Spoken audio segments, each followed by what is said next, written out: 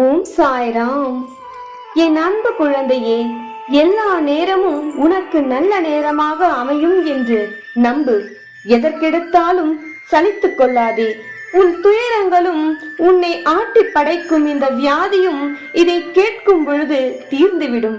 உன் மலை போன்ற பிரச்சனைகளையும் உடல் உபாதைகளையும் கரைத்து தீர்க்கவே இன்று உன் கண்முன் தோன்றியிருக்கின்றேன். நீ பாக்கியசாலிதான் என் அன்பு பிள்ளையே. என்னுடைய அருள் கிடைத்தவர்களால் தான் இதை முழுமையாக கேட்க நேரிடும்.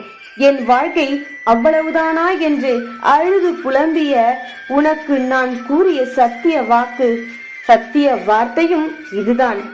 இல்லை என் தங்கமே, உன் வாழ்வு அஷ்டமிக்காது. இனிதான் உன் வாழ்வில் ஒளிமயமான எதிர்காலத்தை நீ ஆசைப்பட்ட விதத்தில் வாழப் போகிறாய். உன்னால் இதை நம்ப முடியவில்லை என்று எனக்கு தெரியும். ஏனென்றால் என் அன்பு பிள்ளையான நீ பட்ட கஷ்டங்களும் துயரங்களும் சிறிதல்ல என்பது எனக்கு தெரியும். என் செல்லமே, நம்பிக்கையோடும் முழு மனதோடும் நான் கூறுவதை முழுமையாக கேள். சர்வ நிச்சயமாக உன் அனைத்து பிரச்சனைகளுக்கும் நான் தீர்வு கொடுப்பேன். என்னை நம்பியவர்களை நான் என்றும் கைவிடவும் மாட்டேன், மற்றவர்களிடம் கை ஏந்த விடவும் மாட்டேன். என்னுடைய இந்த பொன்மொழியிலேயே உன் பிரச்சனைகள் அனைத்திற்கும் நல்ல தீர்வு அடங்கியுள்ளது. இதை கேள். பிறகு நீயே உனக்கு நடந்த அற்புதத்தை நன்றி கூறி என்னிடம் தெரிவிப்பாய். என் செல்லமே, உன் வாழ்வில் நீ எவ்வளவு இக்கட்டான சூழ்நிலையில் இருந்தாலும் என் மீது உள்ள நம்பிக்கை சிறிதும் குறையாமல் ஏதோ ஒரு விதத்தில் என் சாயப்பா என்னை காப்பாற்றுவார் என்று இருந்தாயே, அது என்னை மெய்சிலிர்க்க வைத்து விட்டது. என் தங்கமே, போதும். நீ பட்ட துன்பங்களும் துயரங்களும் இனி பறந்தோடும். என் கரம் பற்றிய உன்னை நான் என்றும் கைவிட மாட்டேன். அதே நம்பிக்கையில் இரு. உன் பிரச்சனைகளை நான் தீர்த்து வைக்கின்றேன். இந்த பதிவை கேட்டு முடித்த நொடியில் உன் பிரச்சனைகளுக்கு ஒரு நல்ல வழியை அனுப்பி வைப்பேன். அதை பயன்படுத்திக் கொள். புலம்பாதே என் தங்கமே. நான் உன்னோடு இருக்கும் இந்த தைரியத்தில் நீ முதலில் நிம்மதி பெருமூச்சு விடு. சோர்ந்து உட்காராதே. இப்பொழுது என்ன நடந்துவிட்டது என்று இப்படி முகத்தை வைத்து இருக்கிறாய்? உலகில் உள்ள அனைத்து பிரச்சனைகளுக்கும் ஒரு தீர்வு உண்டு என்பதை என்றும் மறவாதே. ஆனால் அதற்கான கால நேரம் வந்தால்தான் தீர்வும் சரியான நேரத்தில் சரியானவர்களின் மூலம் வந்தடையும். உனக்கான தீர்வு தாமதமானாலும் தள்ளி மட்டும் போகுதே தவிர என்றும் தடைப்பட்டு விடாது. உன் சாயப்பா உன் நன்மைக்காகவே சிலவற்றை உனக்காக அழைத்துக் கொண்டிருக்கின்றேன். இனி நீ கவலை கொள்ளாதே. ஏனென்றால் கவலை என்பதுதான் உலகிலேயே கொடிய நோய். அதற்கு மருந்து நீதான் தயாரிக்க வேண்டும். அல்லாவிடில் நான் கூறும் ஆறுதல் மருந்தை வாங்கிக்கொள். என் செல்லமே, உன் பிரச்சனைகளை நீயே பெரிதுபடுத்தி விடாதே. பிறகு நான் எதற்கு இருக்கின்றேன்? உன் பிரச்சனைகளை தீர்த்து வைக்கவே இருக்கின்றேன். இன்று உன் பிரச்சனையை தீர்த்து வைக்கவே உன் கண் முன் தோன்றுகின்றேன். வெகு நாளாக உன்னிடம் பேச ஆசைப்பட்டேன். என் குழந்தையே, இப்பொழுது நான் கூறுவதை மிக கவனமாக கேள். ஒன்றை மனதில் வைத்துக்கொள். நீ செய்யும் நல்லது மட்டுமே உன்னை கவசமாக காத்து நிற்கும். நீ செய்யும் தீமை யாவும் உன்னை துரத்தி அடிக்கும். அடுத்தவர்களை பற்றிய பொறாமை சிந்தனை உனக்கு தேவையற்றது. உன் எண்ணங்களும் செயல்களும் வலிமையாக இருக்கும் பட்சத்தில்தான் உன்னால் எதையும் எதிர்கொள்ள முடியும். அதேபோல் தேவையான செயல்களுக்கு பயந்தும் தேவையற்ற மற்றும் குழப்பங்களுக்கும் பயப்படாமலும் இரு. என் கண்மணியே, உனக்கு எதற்கெடுத்தாலும் பயப்படுவது தவறு என்று தெரிந்தும் ஏன் இப்படி இருக்கின்றாய்? என் அன்பு பிள்ளையே, சிறு சிறு விஷயங்களுக்கெல்லாம் நீ பயப்படுவதனால்தான் அந்த பலவீனத்தை மற்றவர்கள் பயன்படுத்தி உன்னை சிலர் ஏமாற்றி வருகின்றனர். பயம்தான் உன்னை ஆட்டி படைக்கும் முதல் நோய். எனக்காக அதை விட்டுவிடு என் செல்லமே.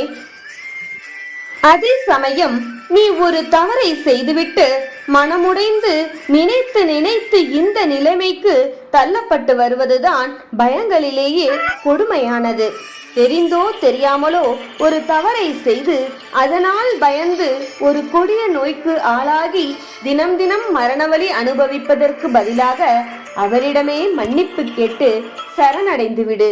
மீண்டும் இதுபோல் யாருக்கும் எந்த சூழ்நிலையிலும் செய்யக்கூடாது என்று உனக்குள் நீயே உறுதி எடுத்துக்கொள். உனக்குள் இருக்கும் பாதி மனபாரம் நிச்சயம் குறைந்துவிடும். அதே சமயம் பயத்தை துறந்து எதையும் செய்யக்கூடிய மனநிலையில் எது தவறு சரி என்று யோசிக்காமல் அனைத்தையும் பயமில்லாமல் கொண்டு செல்வதும் தவறு. அது உன் அழிவுக்கான ஆரம்பம். ஒன்றை புரிந்து கொள் என் தங்கமே, சந்தோஷம் என்பது மனம் சார்ந்த விஷயம் என்பது உண்மை, பொருள் சார்ந்த விஷயம் அல்ல. சந்தோஷம் இல்லாமல் வாழும் நிறைய பேரை நீயே பார்த்திருப்பாய். நிம்மதியாக வாழ்வது உன் கையில் தான் இருக்கின்றது என்பதை புரிந்து கொள். உனக்கு ஒன்று தெரியுமா? எல்லாம் இருப்பவருக்கும் மனக்கவலை, எதுவும் இல்லாதவருக்கும் மனக்கவலை. அதனால் ஒவ்வொருவருக்கும் ஒவ்வொரு வகையில் இந்த பூலோக மனித வாழ்வில் கவலை என்பது இருந்து கொண்டேதான் இருக்கின்றது. இதற்கெல்லாம் தீர்வும் இருக்கின்றது. அவரவர் மனது வைத்தால் ஒழிய இதை தீர்க்க முடியாது. நீ மனது வைத்தால் மட்டும்தான் உன் மனக்கவலையை போக்க முடியும். உன் சாயப்பா உன் நன்மைக்காகவே இதை கூறுகிறேன். என் அன்பு பிள்ளையே, உனக்கு கஷ்டம் வரும் பொழுது மேல் நோக்கி அண்ணாந்து பார்ப்பதை விட சற்று தலை குனிந்து கீழே பார். உன்னை விட எதுவும் இல்லாமல் பல விதங்களில் துன்பத்தை மட்டுமே அனுபவிக்கும் மனிதர்களை காண்பாய். இப்பொழுது புரிகிறதா? கடவுள் உனக்கு சிறப்பானதைத்தான் கொடுத்திருக்கிறார் என்று. உன் மனம் பலமானதாகவும் சந்தோஷமாகவும் திருப்தியானதாகவும் இருந்தால்தான் உன் பிரச்சனைகள் அனைத்திற்கும் தீர்வு கிடைக்கும் என்பதை புரிந்து கொள். மனவியாதி என்பதே இருக்கக்கூடாது. உன்னை படைத்த நான் உன்னோடு இருக்கின்றேன், உனக்கு ஆறுதல் அளிக்க. பிறகு வேறென்ன வேண்டும்? நீ உன் மனதை அழகாக வைத்திருந்தால்தான் உன் வாழ்க்கை அழகாக மாறும். என் தங்கமே, என்னை நம்பு. உன் சாய் அம்மாவாக அப்பாவாக இருக்கும் இந்த சாயின் வார்த்தைகளை நம்பு. நீ நிச்சயம் சந்தோஷத்துடனும் வாழ்வாய். என்னை நம்பிய உன்னை ஒருபோதும் கைவிட மாட்டேன். என் செல்லமே, என்னை நாடி நீ வந்தால் நான் உன்னை தேடி வருவேன். மனிதனை நம்பாதே, அவன் விட்டு செல்வான். நேரத்தை நம்பாதே, அதுவும் கடந்து செல்லும். இறைவனை நம்பு, அவன் ஒருவனே உனக்கான வழியும் ஒளியும் ஆவான். உன் எதிர்காலத்தை பற்றி எண்ணிக்கொண்டே இருக்காதே. என்னிடம் வந்து என் குரலை கேட்டுவிட்டாயல்லவா? இனி அனைத்தையும் நான் பார்த்து கொள்கின்றேன். இனி வழி தெரியாத பாதையில் பல வழியோடு நீ நடக்கும் பொழுது உனக்கே தெரியாமல் உனக்கு உதவி புரிவேன். பிரச்சனைகளுக்கு விடை தெரியாமல் ஓடும் ஓட்டப்பந்தயத்திலேயே இருந்தால் அதற்கு விடை கிடைக்க போவதில்லை. நின்று எதிர்கொண்டால்தான் அதற்கான வெற்றி கிடைக்கும். என் பார்வை இனி உன்மீது. ஏன் இந்த மனக்கவலை? குரு என்பது ஒளியின் மற்றொரு பெயர். குரு உன் வாழ்க்கையில் நுழைந்தால் இருள் உன் வாழ்க்கையை விட்டு விலகி சென்றுவிடும். இனி பிரகாசமான வாழ்க்கையை நீ வாழ்வாய். உன் பிரச்சனையை காதில் கேட்க எவரும் இல்லை என்று கவலை கொள்ளாதே. உனக்காக உன் சாயப்பா நான் இருக்கின்றேன். எந்த பிரச்சனையாக இருந்தாலும் என்னிடம் கூறு, உடனே அதற்கான தீர்வு கொடுப்பேன். உனக்காக உன் அருகிலேயே நான் இருக்கின்றேன். செல்லமே, இனி நீ கண்ணீரை வீணடிக்காதே. சர்வமும் சாய் என்று என்னை நம்பி என்னிடம் உன் குறைகளை கூறு.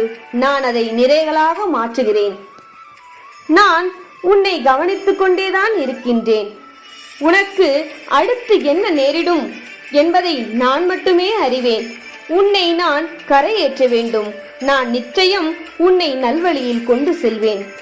என்னை விட்டால் உனக்கு வேறு யார் இருக்கின்றார்கள் சொல்? கலங்காதே என் தங்கமே, இனி அனைத்தையும் நான் பார்த்து கொள்கின்றேன். இனி என் வாழ்க்கையில் நல்லது நடக்கும் என்று திரும்ப திரும்ப நீ சொல்லும் பொழுது அதை அப்படியே நான் நடத்துவேன். நல்லது நடந்தே தீரும். நீ பாசத்திற்காக ஏங்குகிறாய். நீ உதாசீனப்படுத்தப்படும் பொழுது நீ படும் துன்பத்தை என்னால் காண முடியவில்லை. செல்லமே, இனி உனது ஏக்கமானது எனக்காக மட்டுமே இருக்கட்டும். இனி உனக்கு திகட்ட திகட்ட அன்பை நான் தருகிறேன். ஏதோ ஒரு உருவத்தில் உன்னை காப்பேன். உன் அன்பையும் வலியையும் புரிந்து கொள்ளாதவர்களுக்கு கடவுள் எந்த கருணையையும் காட்ட மாட்டார் என்பதை புரிந்து கொள். இனி உன் வலியை உணரும் சூழ்நிலைகள் அவர் வாழ்வில் ஏற்படும். எப்பொழுதும் என்னை மனதில் நினைத்துக்கொள். ஏனெனில் நான் கூறுவது உனக்கான சத்திய வாக்கு. இனி கலங்காதே. உனக்கு கஷ்டம் வரும் பொழுது அடுத்தவன் உன்னை காக்க போவது இல்லை. பிறகு எதற்கு அவன் என்ன நினைப்பான் என்று நினைத்து நினைத்து உனது பொன்னான நேரத்தை வீணடித்துக் கொண்டிருக்கிறாய்?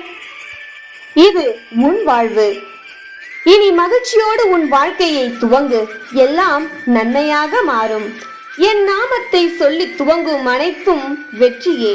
உனக்கு துன்பம் நேரும் பொழுது ஓம் சாய் ரக்ஷக் சரணம் தேவா என்ற வார்த்தையை கூறு. உன்னை காப்பாற்ற அங்கு நான் ஏதோ ஒரு வடிவில் ஓடோடி வருவேன். நிம்மதியாக இரு. இனி உனக்கு நன்மையே உண்டாகும். என் குரலில் வார்த்தைகளை கேட்டுவிட்டாயல்லவா? நிம்மதியாக உன் வேலையை செய்.